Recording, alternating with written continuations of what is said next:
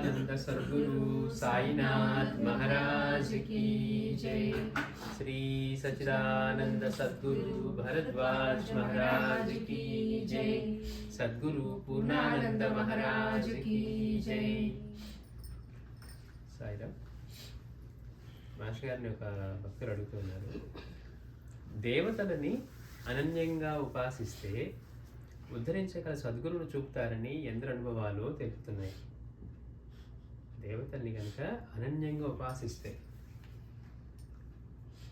ఏమవుతుందట అంటే ఉద్ధరించగల సద్గురువుని చూపుతారు అని ఎందరు అనుభవాలు తెలుపుతూ ఉన్నాయి.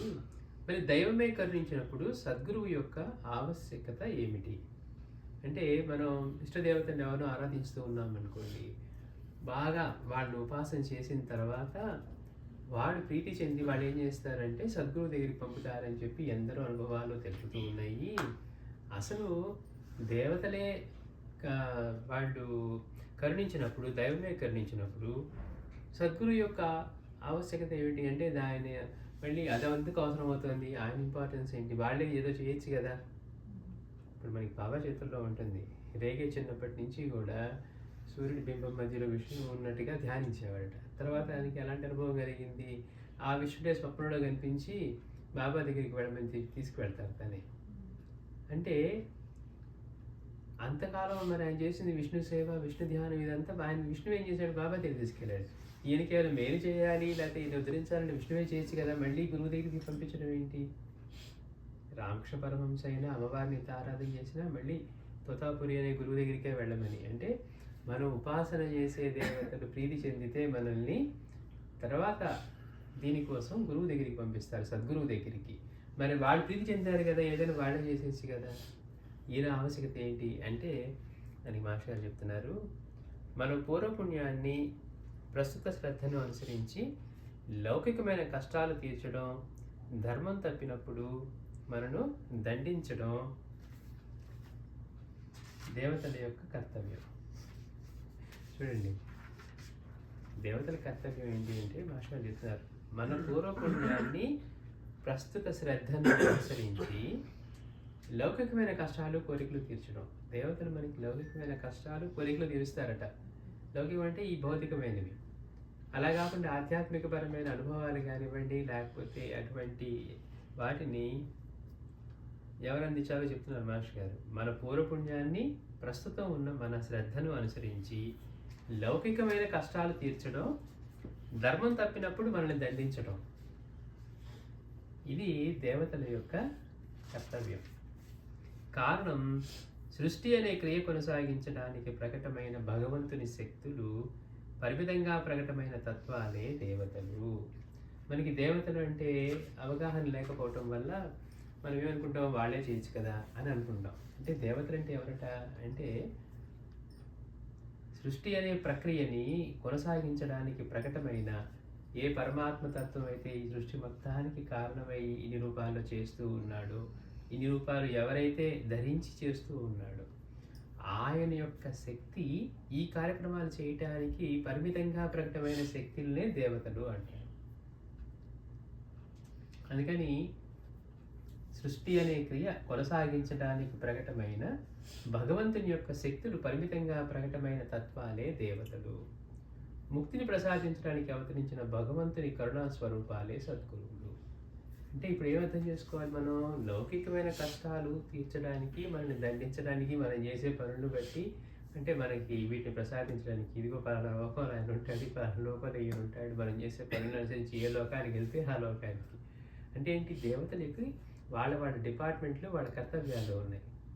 మనం ధర్మంగా జీవించి ధర్మంగా ఆచరిస్తే ఒకలాగా, లేదు అంటే మనల్ని దండించడానికో మన కర్మని వాళ్ళ ద్వారా అనుభవింపజేయడానికో వాళ్ళు ఉన్నారు. అందుకని అంటున్నారు, మనం ఉపాసించే దేవతలు ఎట్లా అంటే పూర్వపుణ్యాన్ని బట్టి, పూర్వజన్మ చేసుకున్న దాన్ని బట్టి, ఇప్పుడున్న మన శ్రద్ధని బట్టి మనల్ని లౌకికమైన కష్టాలు తొలగించడానికైనా వాళ్ళని చేసి పొందారు అని అంటారు. వాళ్ళ ముక్తి అనే మాట మాట్లాడరు. చూడండి గమ్మత్తు. దానికి మళ్ళీ అన్నిటికంటే హైయెస్ట్ ఎవరున్నారు? పరమాత్మ స్వరూపం. ఆయన గురువుగా మన కోసం అవతరించిన రూపం, ఆయనే ముక్తిని ఇవ్వగలడు. మిగిలిన వాళ్ళ కష్టాలు కోరికలు తీర్చి నేను ఆ పూజ చేశానండి, అవి వచ్చాయి, ఈ పూజ చేశానండి, ఈ కష్టం కలిగింది, ఈ పూజ చేశానండి, ఉద్యోగం వచ్చింది, ఇవేమైనా చెప్పుకోవచ్చు మనం.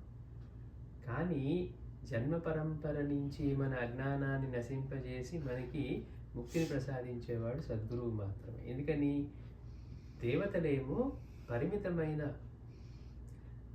తత్వాలుగా ప్రకటమవుతున్నారు. భగవంతుని యొక్క అదే శక్తి పరిమితంగా ప్రకటమవుతుంది. గురు రూపంలో సాక్షాత్తు ఆయనే పూర్ణంగా ప్రకటమవుతున్నారు. ఆయన ఎందుకు వస్తూ ఉన్నాడు అంటే మనకి ముక్తినిచ్చి మనల్ని తరింపజేయడానికి. అందుకని సృష్టి క్రియ కొనసాగించడానికి ప్రకటమైన భగవంతుని శక్తులు పరిమితంగా ప్రకటమైన తత్వాలే దేవతలు. భగవంతుని శక్తే కానీ ఆయన పరిమితంగా ప్రకటమవుతున్నాడు ఆ రూపాల్లో. ముక్తిని ప్రసాదించడానికి అవతరించిన భగవంతుని యొక్క కరుణాస్వరూపాలు, అవేమో దండించడానికి, లౌకికమైన కష్టాలు తీర్చడానికి. సద్గురు రూపాలు మాత్రం కరుణాస్వరూపాలు. ఆ కరుణాస్వరూపాలే సద్గురువులు. తమను ఉపాసించిన వారికి దేవతలు తెలిపేది కూడా ఇదే. ఎందుకు దేవతలు పంపిస్తున్నారంటే వాళ్ళు కూడా ఇదే తెలుపుతున్నారు. మరి నీకు ముక్తి కావాలి, నీకు ఇందులోంచి బయటపడాలంటే ఇదిగో నువ్వు వాళ్ళని ఆరాధించాలి, వాళ్ళని సేవించాలి అని దేవతలు కూడా తెలియదు. అదేంటండి, మాకున్నారు కదా, మేము దేవతలు ఉపాసన చేస్తాం, మేము ఆ వ్రతం చేస్తాం, ఈ వ్రతం చేస్తే మాకు కలిసి వచ్చింది వస్తుంది. రాదని ఎవరు చెప్తున్నారు? మీకు కావాల్సిందేంటి? ముక్తి కావాలి, జన్మ పరంపర నుంచి బయటపడాలి, ఈ దుఃఖ ముక్తి కలిగి ఆనందంగా జీవించాలి, శరీరమే అనే పరిమితం నుంచి బయటపడి మృత్యు భీతి లేకుండా నాకెందుకు మృత్యు భయం ఉంటుంది, ఎప్పుడు ఉండేవాడిని సాయి అన్నట్లుగా మనల్ని కూడా చేయాలంటే మనం ఎవరిని పట్టుకోవాలి అంటే అలాంటి సద్గురువులను పట్టుకోవాలి. అది మనకెందుకండి అంటే ప్రతి ఒక్క మనిషి యొక్క లక్ష్యం అదే. ఈ జన్మలో కాకపోతే మరో జన్మ ఇట్లా ఇప్పటికి ఎన్ని వేల జన్మలు గడిపాము. అందుకే బాబా అంది, గురువుని తెలుసుకోవాలి, లేకపోతే ఎందుకు వచ్చారు పిటికలు ఏరుకోవడానికి.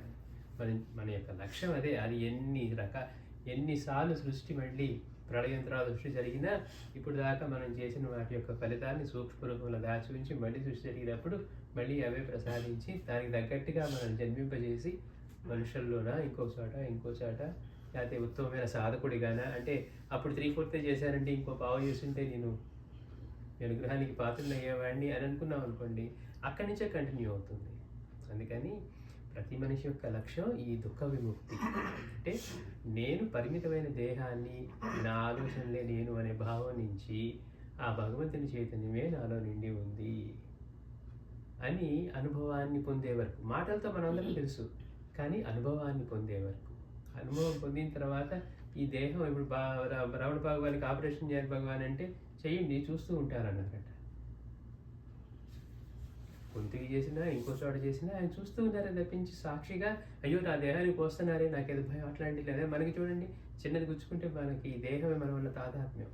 చీమ కొట్టగానే అమ్మో అనుకుంటాం, పొరపాటు నేను తగిలినా గుచ్చుకున్నా. కానీ ఆయన ఏమంటున్నారు, చేస్తారో చేయండి, లేదు భగవాన్ అనస్థీషియా ఇవ్వాలన్నారట.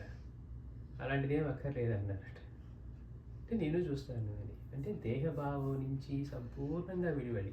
అదే సాయినాథుడు కూడా అదే అంటూ ఉన్నారు, నా గురువు ఎప్పుడో నన్ను దీనిలో నుంచి బయటేసారు అన్నారు. అంటే ఏంటి, దేహం ఎప్పుడో అటువంటి స్థితిని పొందానని చెప్తున్నారు. అందుకని మన దేవతలకి సద్గురు రూపాలకి అంటే భగవంతుడి యొక్క పూర్తి కరుణాస్వరూపాలే సద్గురువులు. వాళ్ళు ఏం ప్రసాదిస్తారు, వీడు ప్రసాదించే ఎలాగూ ప్రసాదించగలరు. అంతేకాకుండా ముక్తిని ప్రసాదించడానికి, ముక్తి అంటే అదేదో పొందేది కాదు, ఆనందంగా అంతులేని ఆనందంతో జీవించడం. చెయ్యి దెబ్బ తగిలినా, ఇప్పుడు ఆయన ఒక మహనీయుడు ఉంటాడు, ఆయన చెయ్యి కట్టయి పక్కన కానీ అది చెయ్యి నాది కాదని వెళ్ళిపోతున్నాడట. అంటే ఎందుకని, దేహం అనే భావన లేదు. ఏ చైతన్యం అయితే ఎప్పుడు ఆనంద స్వరూపుడుగా ఉంటాడో అలా ఉంటారు కనుక. శ్రీ సచ్చిదానంద సద్గురు సాయినాథ్ మహారాజ్ కీ జై.